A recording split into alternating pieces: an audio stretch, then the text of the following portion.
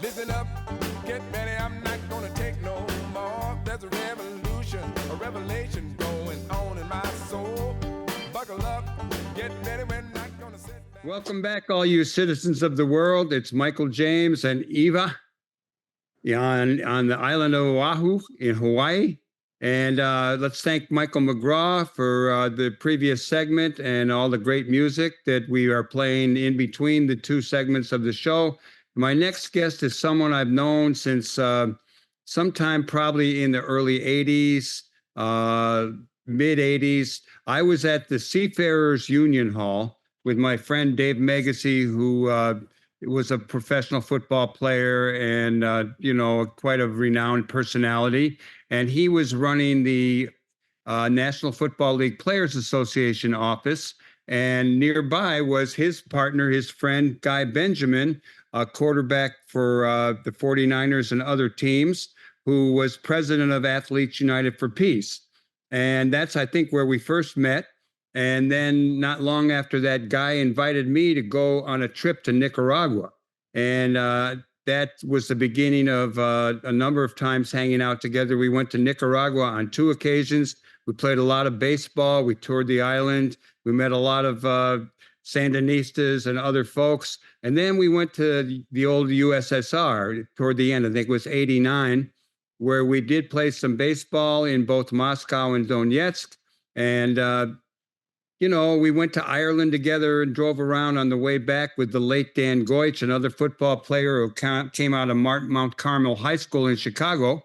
And here I am now as a guest in his home along with his wife, Malia. And I'm 30, 40 feet from the beach in the Pacific. And we're having a good time. So with all that said, hello, Guy Benjamin. Aloha, Michael. How are you doing? I'm doing good. It's been good drinking coffee with you this morning, getting ready to do this interview. Tell the folks about your career, how you ended up playing football, what you did, and then we'll come to Hawaii. Oh, I think it's just, I get asked that question a lot, and it's really not like I said, I'm going to play in the NFL and, everything. I just played sports. And I was good in football, other sports as well. But then as you just evolve, you end up the scout will come and talk to you. And then the college coach will offer you a scholarship. And then it just kind of evolves. Like that. And so I ended up getting a football scholarship to Stanford. And so, of course, anybody in their right mind has to take that, right? Go to Stanford for free, especially from my background. There's just no way I could get into Stanford otherwise and afford it as well. But anyway, so I got to Stanford and became a intellectual and hooked up with Megacy and you, and just really got into politics. You are a progressive guy. And so were you around when were you playing ball at the 49ers or the Dolphins or New Orleans when the Union was getting going? Were you? Yeah, so I was actually a union rep for the 49ers when we went out on strike. So, of course, I had a target on my back from the owners, but I still was able to play for 7 years in the NFL, and that got me vested and got me a good-sized pension. So now I live on the beach in Hawaii. I live in a plantation community. It's not, when I tell people I live in Hawaii, it's like I don't live on those beautiful homes that are on the side of the hill, right? I'm really living in a plantation, single story workers. Actually, a lot of my neighbors were plantation workers at one time when the plantations were open. Yeah, we, I did on my ride around the island with Michael McGraw. We did stop at the Dole Plantation store, which is like Disneyland. The ice cream was good, it was pineapple flavored, but For it the was tourists. there was a lot of, as a kid, I heard my dad, he worked in the summer, probably in the 20s Right. sometime, for Libby, and he was on a plantation somewhere and told me he could see the leper colony down in Molokai from where he was working. Where we are now, there's a lot of small houses, little kind of cabins that have been, extended. But nearby, we saw these new developments. And that seems to be something that, when you say you're going to Hawaii, a lot of people think, oh, it's hoity-toity. But clearly there's a large proletarian population here. And it's a largely non-white. You yourself have married into a Samoan family that's quite large. What's that been like for you? Besides getting my ass whipped by the Samoan relatives, it's wonderful. The best thing about Hawaii is it's multicultural, and you've got and it goes back to the plantation camps, and so they started off with a camp of Filipinos or Puerto Ricans or Chinese, Japanese, and they were as it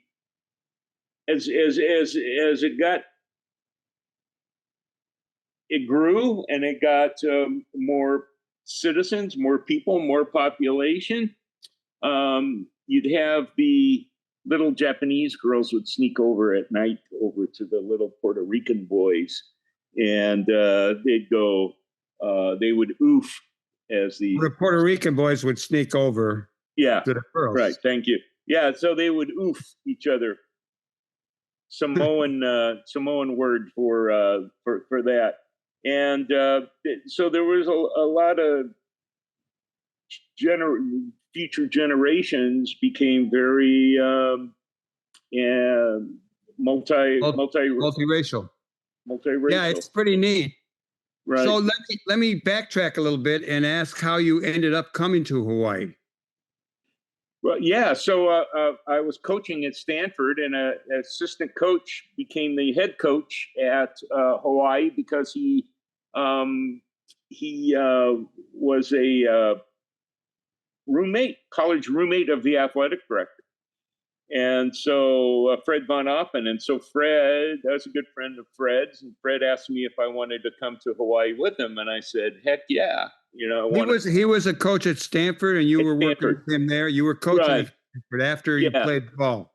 Yeah. Thanks for clarifying that. Yeah. So we came over here. He wasn't a very good head football coach. So he got fired and I stayed. And then I ended up meeting my current wife, who, she was born in Western Samoa, which is different from American Samoa. So Western Samoa is more traditional South Pacific, and her mom was Samoan and her dad was Fijian Indian, and they were able to raise a family, and then I met her, and we ended up getting married. And when I met her, and once I got married, that was it. I was destined to stay in the Pacific. So you for a time you were involved at the University of Hawaii. I guess the team is called the Rainbow Warriors. Yeah. And, we went to, when I was a few days before I hooked up with you, I went to a game with the Rainbow Warriors of the University of Hawaii playing San Diego State. And they were losing, but they kicked ass in the long run. But it's a very well-developed, it's like Northwestern, which is plush athletic facilities. I mean, Right. they were volleyball ball courts, ball fields, beautiful baseball diamond. And what was it like for you as a coach? And talk a little bit about being a coach there. And then you went on to coach an arena football team. I want to get all the sports and politics in. Sure. So what happened as a coaching staff from the mainland coming over here, and we're meeting with the team and we're doing drills, and we look down and half the team didn't have any cleats on. They were barefoot. And it was like, hey guys, go get your cleats on. Coach, we don't have any cleats. You know, we're gonna do this barefoot. This is what we do. And it was like, oh, you know, okay, here we go. So it was very different culturally, you know. But you know, I do want to say that it's a wonderful place in the world. It is multicultural. My children are white. Obviously, they're Samoan, Asian, Indian, Chinese, Filipino. You know, and so they're mixed with all of those pretty neat ethnicities. And the thing about it is that they take the culture too. So you're just not 5 different ethnicities. You bring 5 different cultures with you as you grow up and as you marry and as you move on. I mean, it's this tremendous milieu of how was that? I learned that at Stanford. That word. milieu. Yeah. That's a good one. How was that? You know, Guy, let me jump in here. When I was driving around the island, we went through a town that was a Samoan, pretty much Samoan Mormon town. And they have a big temple. And it was like going to Nauvoo, Illinois in the summer where there are hundreds of Mormon kids. There were all these people. It was like a very beautiful temple. Lots of people. And I believe that's the town where there's a team called the Red Raiders.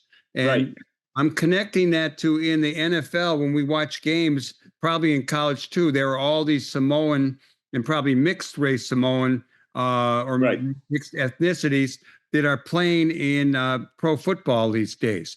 Can you talk a little bit about, you know, not only how people's got, your wife was telling me about different size shaped hips for power, but there's a lot of big guys in the NFL who are Samoan.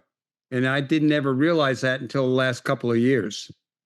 Right. And so the Mormons went to colonize Samoa, and then they brought them back to Hawaii because they've had the Mormon temples and a strong religion, you know, background here. And they were incredible athletes, but they really want to bring the family here into Hawaii and then eventually to the mainland in California. Utah, obviously, is a huge destination for them. So, but coming from Samoa, just like a lot of other countries, it's like you have to, you want to bring them out. The way that they get out of Samoa is through football now, or in the past it was the military. Join the military. We got plenty of military Samoans in the military. They aren't citizens, but they can sure fight and die for the US. Good old USA. Well, speaking of the military, there's quite a big military presence here. You know, with my first guest, Mike McGraw, we took a friend of his who has cancer up to this Army hospital. I'm not sure the name of it, but it's a massive complex. Right. And then you've got Pearl Harbor here. What's the influence of people in the military on the island, or the military itself on the island? Well, they try to have it low key, and so they have a rule: don't wear your uniform out in public, right? Unless it's necessary, right? So you don't see, but you can tell with the haircuts and the style, right? And the kind of cars that they drive, the military kids drive. You can tell who the military are, and it really doesn't matter. And they integrate with the locals here pretty well. So, yeah, but I go back to the best thing about Hawaii that a lot of people don't know is how multicultural it is. And I love it. I live in an old plantation village, and on my street, we don't have a whole lot of white people living there. We got a lot of Hawaiians, a lot of Filipinos, a lot of Samoans, and we all mix together. And it's a wonderful experience. I think it's what the world will become one day, hopefully. I like that. Being able to experience each other's culture, and do it on a one-on-one basis, really. I mean, there's a whole nother world in Hawaii that's different than those luau's at the Hilton Hotel, right? So yeah. No, it's from being in Honolulu and driving around. I mean, I saw a lot of things, and I'm driving around the island, but clearly there are real chunks of territory where people are not, making big bucks. There's some places with some really rough edges still. Now, let me ask you a little bit about, I mentioned politics earlier with Mike McGraw, that it's mostly Democrats here, and the role. Right. What's the role of unions, and how about the unionization of the coaches at the University of Hawaii campus? Right. So when it became a state, and when was that? 58 or I don't even know. I live here. I don't even know when it became a state. 58, 59, somewhere in there. Union organizers came and organized all of the plantation workers. And I mean, like, all of them, most of them. And so as the economy developed, then it just became natural for the unions to come in here for the different other industries. And when you were a coach at the University of Hawaii, was it unionized then, or has that happened after you left? Yeah, no. So the whole state, the state government, including the school systems, are all unionized and heavily democratic with that. And so, yeah, I went in to become a football coach over here, and realized that, hey, this is your union card. And I'm like, what's this? Get a union card. Well, everybody's a member of the union. And so it was the only, I don't know, maybe there are some other football staffs that are unionized throughout the country, hopefully. But it was pretty shocking to see that the University of Hawaii athletic department was all unionized. Well, that's good. I like that. Yeah, I need more of that. What do you think some of the challenges are here on the island that you have to deal with, that other people might have to deal with?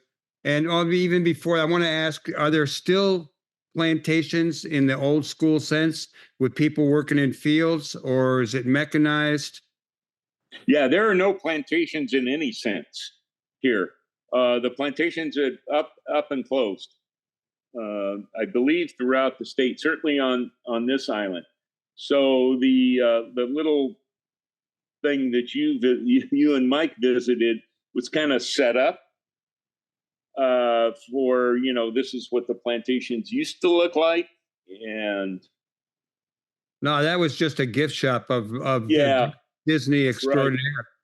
right. But so there's no agriculture exports these days of pineapples or any of that kind None. of thing anymore. None. It's cheaper to go to the Philippines or Indonesia. And so we have none of that at all. What about the vegetables you eat, like the Brussels sprouts that I had at one bar and I had here? Probably California or South America. And are they coming on boats or are they coming in cargo planes? Cargo ships. Yeah, I heard these big planes overhead this morning. Yeah, yeah, cargo. I mean, it's incredible. We have to import everything, including oil, which runs our electricity. So it's somewhat dangerous to think about. That you could shut off all of our energy and our food. Wow. But there's not a little, organic gardening, movement going on? a little one. I mean, we have some banana trees and some papaya trees, and my wife loves mangoes. So she's always hopping over the neighbor's fence to get some mangoes. But we got mango bread here. We're going to eat that right after the show. Let me go back to that question. I mean, you kind of addressed it already. You talked about how everything is coming from the mainland or from somewhere further in the Pacific. But what are some challenges? I mean, you had a big, massive fire here. And that I imagine is still a big challenge. You have people buying up property here that raises the whatever on locals. Any of that stuff you'd like to share or address? Absolutely. There are hundreds of homeless people here, and up to, I would say at one time, thousands within the last couple of years. You can go out on the west part of the island here, and you see people camping out, and you see families camping out, and a lot of them are Hawaiians, and the Hawaiians have a political position is that this is our land, and we're not going to be see the cost of property and homes is so high. And you've got all of these developments, but local people here in my neighborhood, they can't afford it. They can't afford it, and so you get kicked out, or drink a little bit too much, or have a fight with a family, and you're going to be sleeping out on the beach with it. So we got on the side of a building somewhere, or right. Yeah, I did see a lot of homeless people driving around in Honolulu. And it's gotten better because it's really been an effort to not have, Hawaiians live here. This is their ancestry. And we're going to ask them to, no, you can't afford it. Where are you going to go? You got to go sleep outside. That's just, it's crazy. So there's a lot of people that don't like that and are trying their best to come up with different programs, like nonprofits, churches are involved in being able to support and house and feed. But that's kept off the side. You're going to come to Honolulu and go to Waikiki. You're not going to see a whole lot of that. You might see a little bit, but that's really kept quiet on the side. Well, Guy, it's good talking to you, and I'll see you in a couple minutes. We'll have some breakfast together and prepare for the next day or so of our activities before I go back to Chicago.